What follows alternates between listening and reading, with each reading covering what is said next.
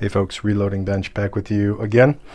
As I go down this path of talking about reloading tools, I had intended on discussing the Lee Bench Primer, which I will be doing.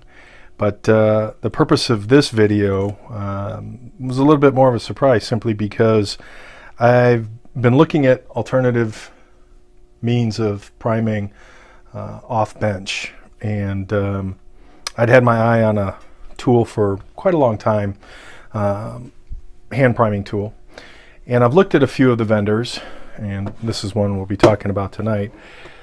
The few that I've seen in terms of over the years with Lee and the Ergos and every other name they're using, I kind of stayed away from them just because wasn't that impressed, and to be honest, if I looked at the RCBS, the Hornady, the Lyman, a lot of them just didn't impress me in terms of either the quality, the materials, how it's actually put together in terms of pieces that are used in the process because of those particular pieces, the trays, the pins, the components.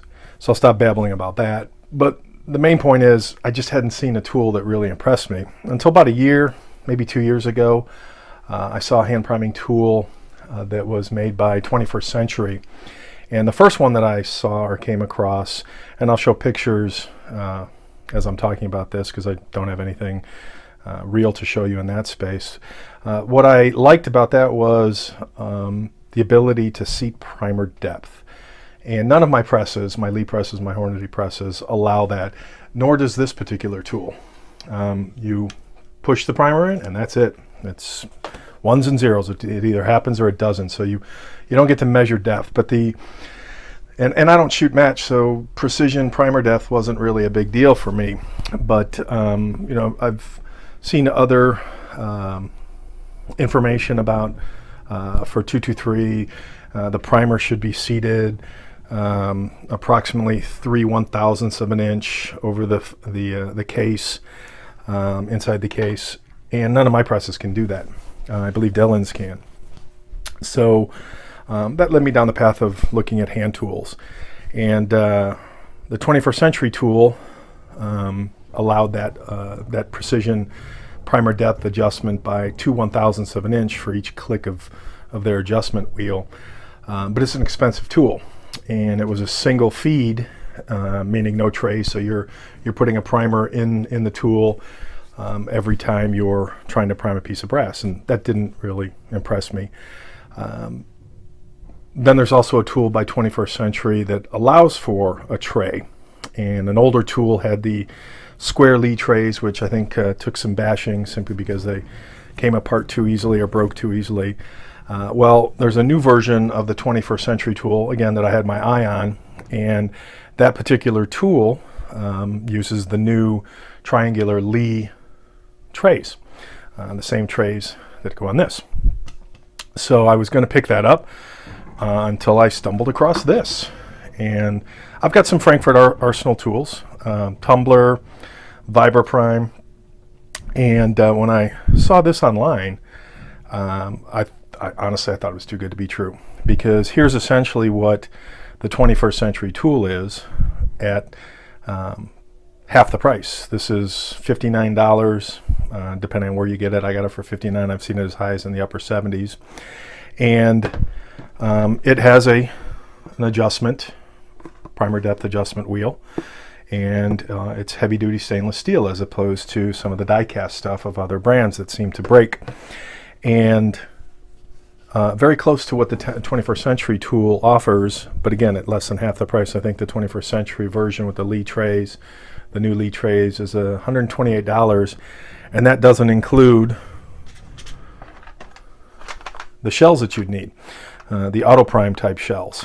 So this is anywhere from $16 to $25 depending on where you get it. So between shipping these shell holders, you're in the $150+ range with the 21st Century tool. Again, it still may be something on my list, but this was just too good to pass up at $59. So I don't think there's a lot of videos on it. I was beyond impressed with what actually showed up.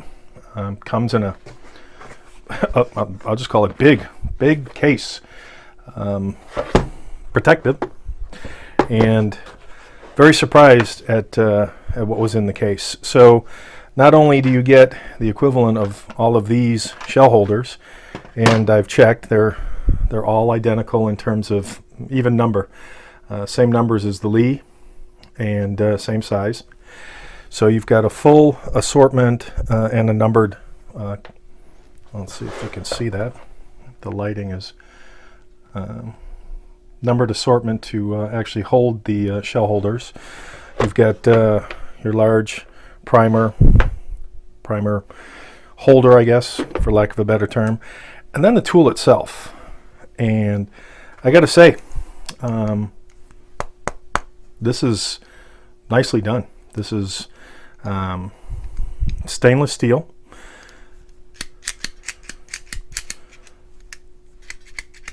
Very well made.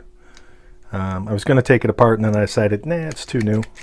I don't know how people prefer maybe the 1911 style, using your fingers or the inside palm of your hand, depending. I've seen different ways of holding this from different types of hand primers, but essentially it's a very simple device. You adjust the depth, measure your depth adjustment, prime. Changing the shell is as simple as depressing that, removing the pin, and this particular pin holder for the size of the primer you're doing. And right now I have a number 4 in here for the 223 because I was going to demonstrate what I want to do with that. So to say it's well made is an understatement. Now I don't have the 21st century tool in my hand, so I don't have a direct comparison other than pictures and or videos on YouTube. But I will say what I do like better on this tool is the actual plunger, if that's the right term for this, as compared to the 21st century, simply because it's much more rounded. Feels great, but again, don't have the 21st century to compare it against. This is a heavy tool, a weapon in the right hand, I guess. Not lightly made, so you're definitely getting a decent value for your money for what this does. So I'll shut up for a minute and try to load a few primers so you can get a sense. I've heard a lot of complaints about the old Lee square trays that they eventually got away from. First generation being the round tray, second generation the square ones, and now the triangular flips. So the thing that concerns me are these tabs. If they break off after repeated use, obviously simple directions. It has an on and off gate so that if you do fill the tray and put primers in, you can still hang on to this without losing your primers, which I've seen a number of other trays not be able to do. So simply comes off. I'll throw a handful of primers in. I've got the gate closed, and we're good. Now let's see if I can get this on easily.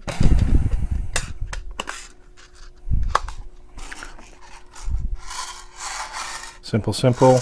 Primers don't fall out. Easy to it's a snug fit to insert that.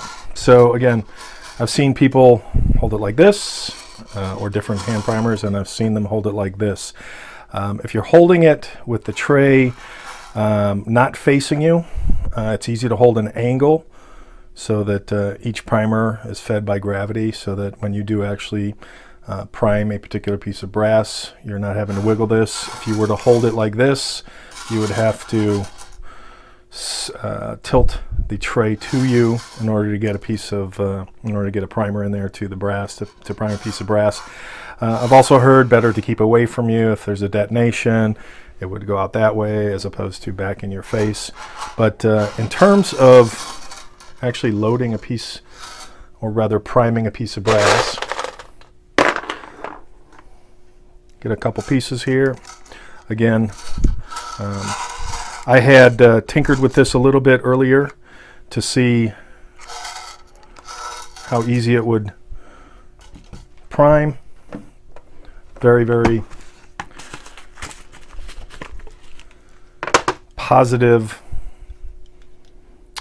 feeling when you're priming, and I thought, well, and I was tinkering with some of the adjustment of my primer depth, and right now that would be, in my opinion, a little too deep. So I'd go for nothing more than, and that's way too high. That's almost 5/1000ths. So I would, and that, if you look at where that is, that's a little bit about halfway. So I would throw those down a little bit. The difference I've seen already as compared to the videos of the 21st Century tool and this particular wheel, it's not as, you can feel each click, which again is 1/1000th of an inch, and with that,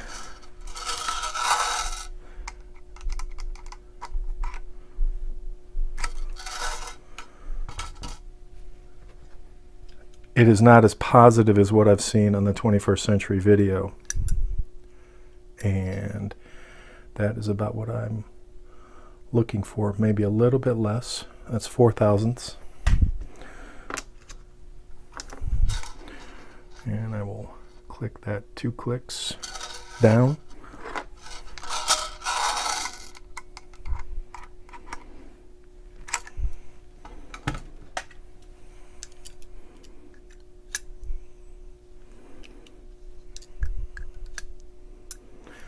And that is just a tad over 3/1000ths. So I'll tinker with that, but as you can see, it's very easy to adjust. Whereas the 21st Century is down here at the bottom. I don't think the tool will stand up. Yeah, I don't know that I would stand it up like that. Maybe have something to stand it up in. But I got to say, I'm more than impressed with the build quality of this particular tool. So I saw it. I thought I wanted to get into hand priming, and I was more than impressed with what showed up. Because when you look at the value that you get with all of the components in the box, as well as the box itself for storing everything, this is a pretty good deal. I'm impressed with it. I'd recommend it. So good stuff. But Murphy's Law says I'll probably still go down the path of the 21st Century and see which one I like better, and then maybe sell the one that I don't like as much. But I will do a video at some point on the Lee Bench Prime, and that's that for tonight. So good stuff. Talk to you guys soon. This is a surprise part 2 of the video. As I was putting things away, specifically the Lee Bench primer on my track rack, I got to thinking, I wonder if I can use this tool with this tray. And when I pulled the 2 trays out and compared the channels, and I thought, wow, they seem kind of close. And I took the Frankford Arsenal, and that has a really nice fit. So the tray fits. Let's find out if the tray works. And again, we'll just put a couple primers in. I'll do 2 primers. Okay, those. So we're on the on position, and I felt something go in. Piece of brass. I'll turn it this way so we've got gravity working for me. And no. Oh, take it back. I was getting some resistance there. That primed. And I've got one more primer in there. I should probably focus on what I'm doing instead of looking at the camera. So I'm getting some resistance, and I'm guessing it's because I might have not tilted it right, but it primes. It works with the lead tray. I don't know if there's some difference in the channel. It doesn't look like there's anything in there that's obstructing.